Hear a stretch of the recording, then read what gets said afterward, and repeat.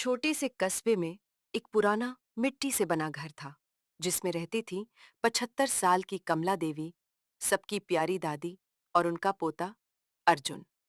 अर्जुन के माँ बाप शहर में नौकरी करते थे और वो गर्मियों की छुट्टियों में दादी के पास रहने आता था। कमला देवी की आंखें अब ज्यादा साफ नहीं देख पाती थी।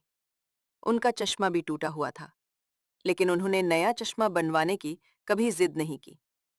हमेशा कहती, बेटा, ये आंखें तो अब दुनिया देख चुकी हैं, अब क्या देखना बाकी है। अर्जुन 10 साल का हो चुका था, लेकिन उसे दादी की कहानियों में गहरी दिलचस्पी थी। हर रात वो उनके पास बैठ जाता और कहता, दादी, एक कहानी सुनाओ ना। और दादी शुरू हो जाती, राजा रानी राक्षस और अंत में सच्चाई की जीत। लेकिन इस बार अर्जुन ने कुछ नया देखा।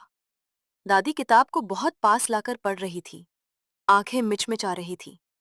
उसने धीरे से पूछा, दादी, आपकी आंखें दुखती हैं?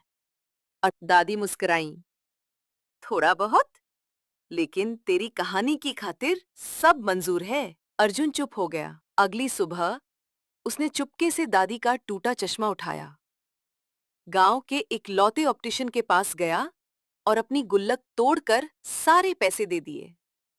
लेकिन पैसे पूरे नहीं थे और दुकानदार ने कहा, बेटा, पैसे कम हैं, लेकिन अगर ये दादी के लिए है तो मैं बाकी माफ कर देता हूं। अर्जुन की आंखें चमक उठी। 2 दिन बाद नया चश्मा तैयार हुआ। अर्जुन ने चश्मा एक खूबसूरत रैपर में लपेटा और रात को कहानी सुनते वक्त दादी को थमाया। दादी ने चश्मा पहनकर किताब खोलते ही पढ़ना शुरू किया, बिना झिझक, बिना रुके। कुछ पल बाद उनकी आंखों से आंसू बहने लगे। उन्होंने अर्जुन को गले से लगा लिया और कहा, तू सिर्फ मेरा पोता नहीं, मेरी आंखों की रोशनी है। अर्जुन मुस्कुराया और बोला, अब आप मुझे बिना रुके लंबी कहानियां सुना सकती हो दादी,